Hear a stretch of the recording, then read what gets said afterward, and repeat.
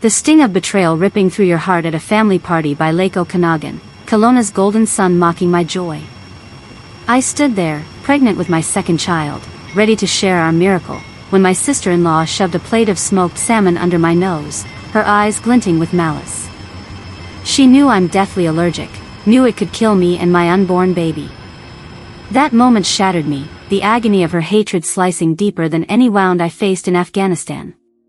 Years of her venom, her cruel taunts, her relentless campaign to tear me down, it all crashed over me like a tidal wave of rage and despair.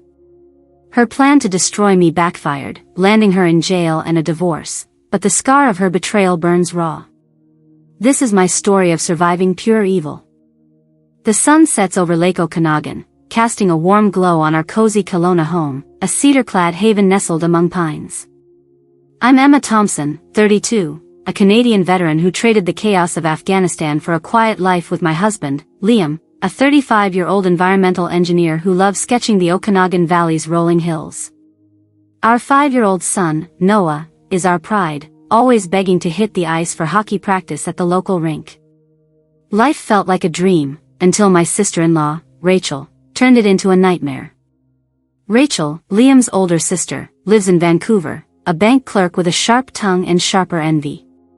At first, I thought we'd be friends. She'd laugh over coffee, share stories of growing up in Kelowna, and I'd listen, hoping to fit into their tight-knit family. But that warmth faded fast. It started subtly. Rachel would post old photos of Liam with his ex, Sarah, a local hockey star, tagging him on Instagram with captions like, "Remember the good old days?" I brushed it off, but the jabs grew bolder. At a family barbecue by the lake, she cornered me, smirking, "You know, Sarah was perfect for Liam. She had class, not like some people." My stomach churned, but I forced a smile, not wanting to stir drama. Liam noticed, pulling me aside. "Ignore her, Emma. She's just jealous you're here." His words soothed, but Rachel's venom didn't stop. She'd call their parents, Grace and Tom, whining that I wasn't good enough for Liam, that I was too rough around the edges from my military days. One evening, at a Kelowna Rockets game, Rachel went too far. As Noah cheered, she leaned in, whispering, "Liam deserves someone who doesn't drag him down with a soldier's baggage." I froze, my heart pounding with rage and hurt. I'd fought for this country, lost friends in battle, and now I was being judged in my own home. The pain of her words cut deeper than any scar from war. I vowed to stay strong, but Rachel's relentless attacks were just beginning, setting the stage for a betrayal that would shake our family to its core. The crisp Kelowna air carried the scent of pine as summer turned to fall, but no amount of Okanagan beauty could mask the growing poison in my life. Rachel's subtle jabs, those early Instagram posts and snide comments about Sarah, Liam's ex, had morphed into a relentless campaign to undermine me. I'd fought insurgents in Afghanistan, dodged bullets in Kandahar, but nothing prepared me for the war she waged in my own backyard. Her envy wasn't just a thorn, it was a dagger, twisting deeper with every encounter. I wanted peace for Liam and Noah, our 5-year-old who loved chasing pucks at the Kelowna rink, but Rachel made that impossible. It escalated at a Thanksgiving dinner at Grace and Tom's lakefront home, 10 kilometers from downtown Kelowna. The table was laden with turkey, Nanaimo bars, and maple-glazed carrots, but Rachel's presence soured the warmth. As I helped Grace in the kitchen, Rachel sauntered in, her Vancouver polish gleaming. "Oh, Emma, still playing the small-town mom," she sneered, eyeing my apron. "Sarah's coaching a women's hockey team now, living the high life. Liam could have had that." My fists clenched under the counter, but I bit my tongue, not wanting to ruin the holiday. Liam overheard, his jaw tightening. "Rachel, enough," he snapped, his voice low but firm. She just rolled her eyes, muttering, "I'm only saying what everyone thinks." Her attacks grew bolder.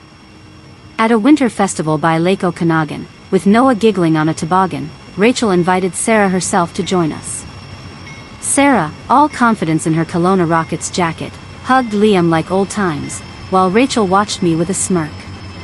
"Didn't know Sarah was coming, Emma," she said, her voice dripping with false innocence. Ran into her at Tim Hortons this morning. Had to invite her. My blood boiled.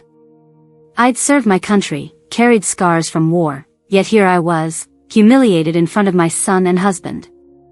I pulled Liam aside, my voice shaking. Why does she keep doing this? He squeezed my hand. She's obsessed with controlling me. I'll talk to her. But Rachel's smug grin told me she thrived on my pain. The worst came when Liam and I announced our engagement at a family dinner in spring, cherry blossoms blooming outside Grace and Tom's patio. I was glowing, my 1.5-carat ring sparkling as Liam toasted to our future. Everyone cheered, except Rachel. She sat, arms crossed, her face a mask of disdain.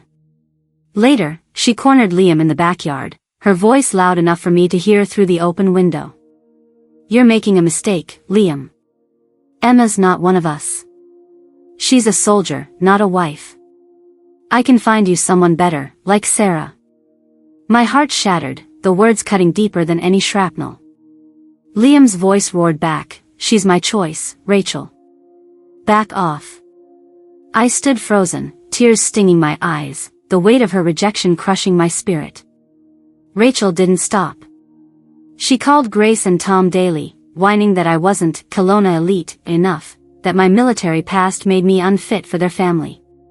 At a local craft brewery meetup, she pulled out her phone, showing Liam a text from Sarah about her latest coaching gig. See, Liam? This is the life you're missing, she said, loud enough for the table to hear. I stood up, my chair scraping the floor. Why can't you let us be happy? I demanded, my voice trembling with rage. Rachel laughed, cold and sharp. Happy? With you? Liam deserves better than a woman who's more at home in a foxhole than a family. The room went silent. Even Ethan, Rachel's husband, a quiet hockey coach, looked uncomfortable, muttering, Rachel, that's too far. Her final blow came via a late-night text, sent while I was tucking Noah into bed. You'll never be the woman Liam needs, it read. I'm the only one who really knows him. My hands shook as I showed Liam. He was furious, his face red as he typed a reply, stay out of our lives, Rachel. But I knew she wouldn't. Her hatred was a fire, burning hotter with every step we took toward happiness. The pain of her relentless attacks clawed at my soul, threatening to break the family I'd fought so hard to build. I was a veteran, trained to endure, but Rachel's war was one I wasn't sure I could survive. The Kelowna spring bloomed with promise, cherry blossoms painting the hills pink, but inside me, a storm was raging. Rachel's venom had poisoned every moment of joy, her snide remarks at Thanksgiving, her stunt with Sarah at the winter festival, her cruel texts tearing at my worth. I'd endured it all, clinging to the hope that I could keep peace for Liam and our son, Noah, who was now obsessed with skating loops around our backyard rink. But Rachel's hatred wasn't just words anymore, it was a blade aimed at my heart, and I was done bleeding in silence. As a Canadian veteran who'd faced death in Afghanistan, I'd never backed down from a fight, but this battle in my own family was breaking me. The tipping point came, and it was uglier than I ever imagined. It happened at a bridal shop in downtown Kelowna, a quaint boutique on Bernard Avenue, 2 kilometers from our home. I was trying on wedding dresses, the lace soft against my skin, dreaming of my future with Liam. Grace, my future mother-in-law, beamed as I stepped out in a flowing gown. You look stunning, Emma, she said, her voice warm. Then Rachel walked in, her Vancouver heels clicking like a warning. She scanned my dress, her lips curling into a sneer. Really, Emma? That dress looks like it's from a thrift store. Liam deserves a bride with actual taste. The words hit like a punch, my breath catching as years of her insults flooded back. I gripped the dressing room curtain, my knuckles white, and snapped, I've had enough, Rachel. You don't get to humiliate me anymore. My voice echoed through the shop, startling even Grace. Rachel's eyes widened, but she laughed, cold and cutting. Oh, the soldier's finally got a spine? Too bad it's too late to save your dignity. I stormed out, tears burning my eyes, and called Liam. She's gone too far, I choked out, my voice trembling with rage and hurt. I can't let her ruin our wedding. Liam, working at his engineering office 5 kilometers away, was livid. I'll handle this, he promised, his tone sharp. That evening, at Grace and Tom's lakefront home, we made a decision. Rachel was no longer welcome at our wedding. Liam called her, his voice steady but furious. You're out, Rachel. You've crossed every line. She screamed through the phone, you're choosing her over your own sister. You'll regret this. I stood beside him, my heart pounding, feeling both empowered and shattered. I'd fought for my country, but standing up to family felt like a different kind of war. Rachel didn't let it go. A week later, she sent me a text, her words dripping with venom. You think you've won, Emma? I'll make sure everyone sees you for the fraud you are. I showed Liam, my hands shaking. He hugged me tight, whispering, we're done with her games. But at our wedding, held at a historic church overlooking Lake Okanagan, Rachel showed up uninvited. She wore a black dress, floor-length and grim, like she was mourning Liam's choice. She moved through the crowd, her voice loud enough to carry over the fiddler music. It's such a shame, she said to a guest, Liam could have had a real future with someone like Sarah. My stomach twisted, the joy of my wedding day tainted by her presence. Noah, clutching his tiny suit, asked, why's Aunt Rachel sad, Mommy? I forced a smile, but inside, I was screaming. Grace and Tom had enough. During the reception, as we danced under fairy lights, Tom pulled Rachel aside. You're leaving, now, he said, his voice firm. Ethan, her husband, stood awkwardly nearby, mumbling, Rachel, let's go. She stormed out, but not before glaring at me, her eyes promising more pain. The weight of her hatred pressed on my chest, heavier than any rucksack I'd carried in the military. I'd won this battle, but the war was far from over. Rachel's next move would be darker, more dangerous, and it would threaten everything I held dear, my family, my unborn child, my very life. 2 years after our wedding, the Kelowna summer sun blazed over Lake Okanagan, but the warmth couldn't pierce the cold shadow Rachel cast over our lives. Her venomous campaign, Instagram taunts, cruel words at family gatherings, that black dress at our wedding, had left scars deeper than any I'd earned in Afghanistan. I'd fought to protect Liam and Noah, our 5-year-old now zipping around on his bike, dreaming of being a Kelowna rocket star. But Rachel's hatred wasn't done with me. As a veteran, I'd faced death, but nothing prepared me for the moment my sister-in-law tried to take my life and that of my unborn child. The betrayal unfolded at Liam's 37th birthday party, a joyful gathering in Grace and Tom's backyard, 10 kilometers from Kelowna's bustling core, where the lake sparkled under fairy lights and the air smelled of cedar and barbecue. I was 8 weeks pregnant, my heart swelling with hope for our second child. Liam and I decided his birthday was the perfect moment to share the news. As guests gathered, friends, family, and neighbors sipping Okanagan craft beer, I stood beside Liam, my hand in his. We're thrilled to announce, Liam said, his voice booming, Emma and I are expecting our second baby. The crowd erupted in cheers, Grace's eyes welling up as she hugged me, and Tom raised a glass, shouting, to the Thompson family. Noah tugged at my skirt, grinning, I'm gonna be a big brother, Mommy. But across the lawn, Rachel stood frozen, her face a mask of fury, her wine glass trembling in her hand. I caught her glare, a chill running down my spine, but I pushed it aside, lost in the joy of the moment. Then Rachel approached, her smile forced, her Vancouver polish masking something sinister. Emma, let me get you some food, she said, her voice syrupy sweet. You shouldn't be on your feet. Before I could protest, she handed me a plate piled with smoked salmon, a local delicacy. My stomach dropped. Rachel, you know I'm allergic to salmon, I said, my voice shaking with disbelief. It could kill me. Her eyes flickered, a smirk twitching at her lips. Oh, silly me, she said, shrugging. Must have forgotten. I set the plate down, my hands trembling, and turned to help Noah with his juice. Ethan, Rachel's husband, a quiet hockey coach with a kind smile, saw the plate. I'll take it, he said, grabbing a forkful. Love salmon. Before I could stop him, he ate, then froze. His face turned ashen, his hands clutching his throat as he gasped, "Something's wrong." He collapsed, vomiting onto the grass, the crowd gasping in horror. Panic swept the party. Liam dropped to Ethan's side, shouting, "Call 911. Grace screamed, "What's happening?" as Tom dialed emergency services. I stood frozen, my heart pounding, staring at the plate Rachel had given me. Noah clung to my leg, crying, "Is Uncle Ethan okay?" I pulled him close, my mind racing. The ambulance arrived within 10 minutes, sirens piercing the Kelowna night, and paramedics rushed Ethan to Kelowna General Hospital, 12 kilometers away. As they loaded him onto the stretcher, Rachel hovered nearby, her face pale but her eyes darting to me, accusing. "You gave him that plate, Emma," she shrieked, pointing a trembling finger.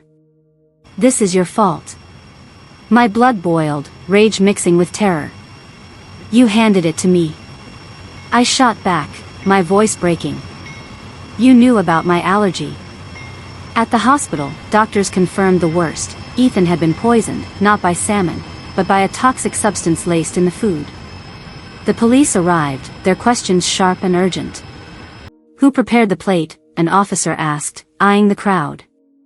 I felt the world spin, my hand resting on my belly, fearing for my unborn child. Grace pulled me aside, her voice trembling. "Emma, did Rachel give you that food?" I nodded, tears streaming down my face. "She wanted me to eat it," I whispered, the weight of her betrayal crushing my chest. Liam's face darkened, his voice low and furious. "This ends now, Rachel." The realization hit like a gunshot. Rachel hadn't just tried to humiliate me, she tried to kill me, risking my baby and her own husband. The pain of her hatred was a wound I couldn't escape, and the fight for justice was only beginning. The Kelowna night was heavy with silence after the chaos of Liam's birthday party, the fairy lights still dangling in Grace and Tom's backyard, now a haunting reminder of Rachel's betrayal. Her attempt to poison me with that plate of smoked salmon, laced with something sinister, had sent Ethan, her own husband, to Kelowna General Hospital, 12 kilometers from the lake. I'd faced death in Afghanistan, bullets whistling past my head, but nothing cut deeper than knowing my sister-in-law wanted me and my unborn child gone. As a Canadian veteran, I'd carried the weight of war, but this pain, this raw, gnawing fear, was a wound no metal could heal. I sat in our cedar-clad home by Lake Okanagan, my hand on my belly, 8 weeks pregnant, terrified that even a trace of that poison could have reached my baby. The agony of Rachel's hatred consumed me, a darkness I couldn't escape. Sleep abandoned me. Every time I closed my eyes, I saw Rachel's smirk, her voice echoing, "Oh, silly me," as she handed me that deadly plate. I stopped eating anything I hadn't cooked myself, even avoiding the fresh peaches from our local Okanagan market, 3 kilometers away. My kitchen became a fortress, every meal a ritual of checking and rechecking. Liam noticed, his face etched with worry as he watched me push away a bowl of soup at dinner. "Emma, you need to eat," he said, his voice soft but desperate. "You're safe now. I'm here." I shook my head, tears spilling. "Am I?" "She wanted me dead, Liam. What if she tries again?" My voice broke, the fear clawing at my throat. Noah, our 5-year-old, climbed into my lap, his hockey jersey too big for his small frame. "Why were you sad, Mommy?" he asked, his blue eyes wide.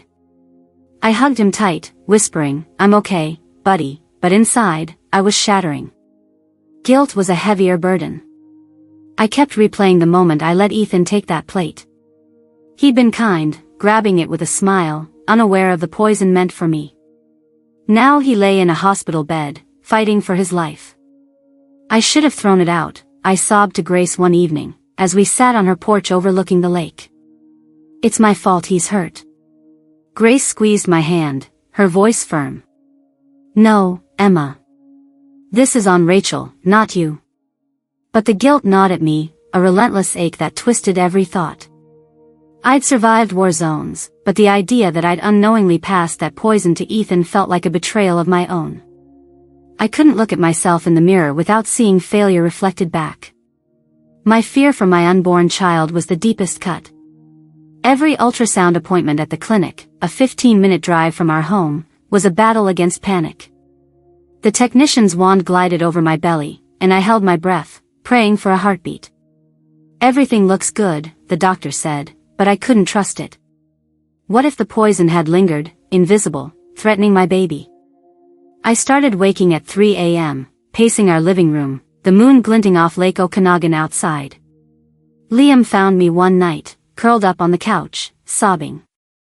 "I can't lose this baby," I whispered, my voice raw. He knelt beside me, his hands cupping my face. "You won't, Emma. We're in this together." But even his strength couldn't silence the terror that Rachel's actions had unleashed. The community buzzed with whispers. At the local Tim Hortons, 2 kilometers from our house, I overheard neighbors speculating about the poison plate at the party. Their pitying glances stung worse than Rachel's words. I was a veteran, trained to stand tall, but now I felt exposed, vulnerable, my pain laid bare for all of Kelowna to see. Tom, Liam's father, tried to rally me, his voice gruff but kind. "You're stronger than this, Emma. Don't let her win." But Rachel's betrayal had fractured something deep inside me, a trust in family, in safety, in the life we'd built.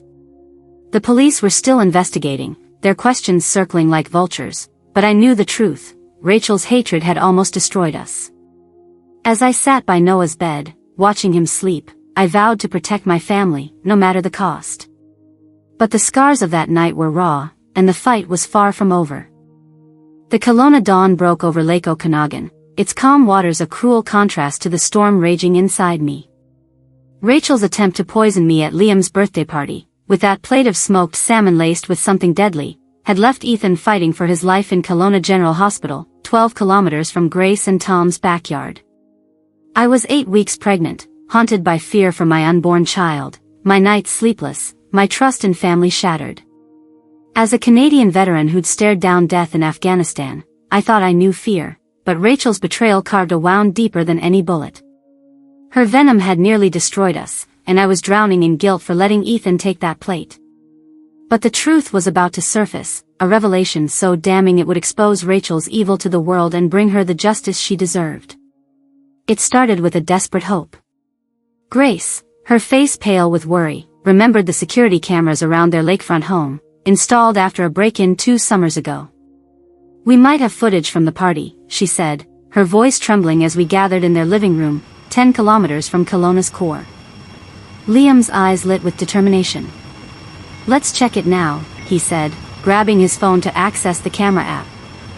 My heart pounded as we huddled around the screen, Noah asleep upstairs, unaware of the nightmare unfolding.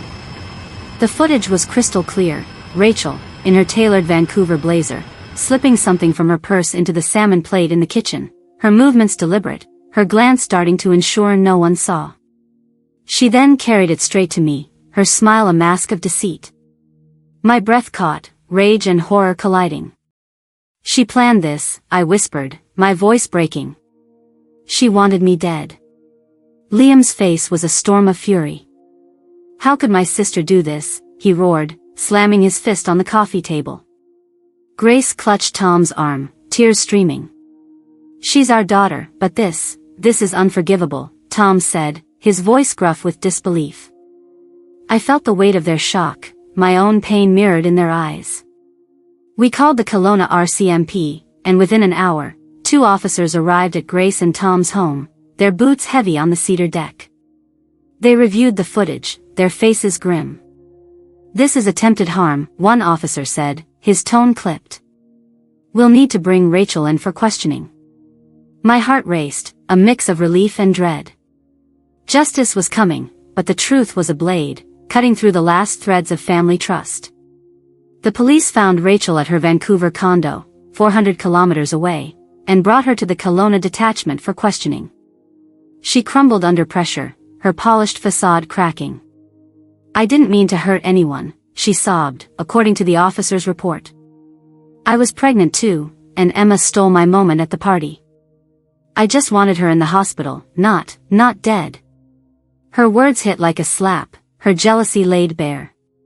She'd known about my allergy, chosen the salmon deliberately, and mixed in a toxic substance from a cleaning supply, thinking it would only sicken me. The revelation that she was pregnant too stunned us, but it didn't soften the blow. Her envy had driven her to risk my life, my baby's life, and her own husband's. Ethan, now recovering in the hospital, was told the truth. His voice was hollow when he spoke to Liam over the phone, 3 days after the incident. "I'm done, Liam. I'm filing for divorce. She's not the woman I married." The community buzzed with shock. At the Kelowna farmers market, 5 kilometers from our home, whispers followed me as I pushed Noah's stroller. "Did you hear about the poison?" a vendor murmured, unaware I was listening. I felt exposed, my pain a spectacle, but also empowered. Rachel's evil was no longer hidden. Grace and Tom, heartbroken, vowed to support us. "We're with you, Emma," Grace said, hugging me tightly. "She'll face the consequences." Liam held my hand, his voice steady. "We'll protect our family, no matter what." The truth was out, and Rachel's world was collapsing. But the scars of her betrayal lingered, and I knew the fight for justice would test us all. The Kelowna summer faded into autumn, the golden hues of Lake Okanagan reflecting a fragile hope after the storm of Rachel's betrayal. Her attempt to poison me with that toxic salmon at Liam's birthday party, exposed by damning security footage, had left scars no veteran's training could prepare me for. Ethan, her husband, had survived, but the truth of Rachel's malice, her jealousy over my pregnancy, her calculated plan to harm me and my unborn child, had shattered our family. I'd fought in Afghanistan, carried the weight of war, but the battle against my sister-in-law's hatred was a wound that lingered. Yet, from the ashes of that pain, my family found strength, and a new light emerged to guide us forward. 9 months after that horrific night, I gave birth to our daughter, Lily, in a quiet room at Kelowna General Hospital, 12 kilometers from our cedar-clad home. Her first cry was a melody, drowning out the echoes of Rachel's venom. Liam held my hand, his eyes glistening as he whispered, "She's perfect, Emma." Noah, now 6, bounced into the room, his hockey jersey swapped for a Big Brother t-shirt. "Can I teach Lily to skate, Mommy?" he asked, his grin wide enough to light up the Okanagan Valley. I laughed through tears, my heart swelling with a joy I thought Rachel had stolen forever. Our home, nestled 3 kilometers from Kelowna's bustling farmers market, became a sanctuary of love. Every evening, Liam and I took Lily and Noah to the lake's edge, watching them giggle as they tossed pebbles into the water, the sunset painting the sky in hues of maple red. Rachel faced justice. The Kelowna RCMP, armed with the security footage, charged her with attempted harm and food tampering. At her trial, 400 kilometers away in Vancouver's courthouse, she pleaded guilty, her voice trembling as she admitted her envy had driven her to madness. "I just wanted Emma gone," she said, according to court reports. The judge sentenced her to 3 years in prison, a consequence that felt both heavy and just. Ethan, fully recovered, finalized their divorce, moving back to Kelowna to coach youth hockey. He visited us one crisp autumn day, 6 months after the trial, bringing a Tim Hortons coffee for me. "Emma, it was never your fault," he said, his voice steady but kind. "You didn't make her do this." His words lifted a weight I'd carried too long, easing the guilt that had haunted me since that poison plate. Grace and Tom, devastated by their daughter's actions, stood by us. At a family dinner in their lakefront home, 10 kilometers from downtown, Grace hugged me tightly. "You're our daughter now, Emma," she said, her voice thick with emotion. Tom nodded, raising a glass of Okanagan wine. To family, the real kind. Their support, alongside Liam's unwavering love, rebuilt the trust Rachel had shattered. Noah, oblivious to the darkness, filled our days with laughter, dragging Lily's stroller to the rink to show her the ice. Watching them, I felt a strength I hadn't known since my military days, a resilience born not just from surviving war, but from protecting what mattered most. The lesson I learned was raw and hard one: family isn't just blood, it's the people who fight for you, who stand by you when darkness tries to tear you down. Rachel's hatred taught me to guard my heart but never to close it. I learned to stand up, to speak out, even when it hurts, because silence gives power to those who seek to harm. In Kelowna, where the lake reflects the strength of community, I found my voice as a veteran, a wife, a mother. Don't let jealousy or malice dim your light, I'd tell anyone listening. Protect your family, trust in justice, and hold tight to love. It's stronger than any poison. As I watch Lily grow, Noah skate, and Liam smile, I know we've won, not just against Rachel, but for the life we've built. As the Kelowna sunset fades over Lake Okanagan, painting the water with hues of amber, I sit in our cedar-clad home, Lily asleep in my arms, Noah's laughter echoing from the backyard rink. The scars of Rachel's betrayal, her venomous taunts, that poisoned salmon, the pain that nearly broke us, still linger, but they've forged a strength I never knew I had. As a Canadian veteran, I fought for my country in Afghanistan, but fighting for my family against my sister-in-law's hatred was a battle that tested my soul. Liam's love, Noah's joy, and Lily's tiny heartbeat remind me every day that we've won, not just against Rachel's malice, but for the life we've built. Grace and Tom's support, Ethan's resilience, even the whispers at Kelowna's Tim Hortons, showed me that community and courage can heal the deepest wounds. Telling this story wasn't easy. My hands shook as I relived those moments, the fear, the rage, the guilt, but sharing it with you feels like reclaiming my voice. If this journey moved you, if you've ever faced betrayal or fought for those you love, please leave a like. It's a small way to stand with us, to say you believe in justice and family. Drop a comment below, share your own story of overcoming darkness or standing tall in a storm. Your words mean more than you know, connecting us across the miles, from Kelowna to every corner of Canada and beyond. If you want to hear more stories of resilience, stories that echo the grit of our true north, subscribe to True North Courage and hit the notification bell. Together, we can shine a light on the battles that shape us, the ones fought not on fields, but in the heart. Thank you for listening, for being here, and for reminding me that even in pain, we're never alone.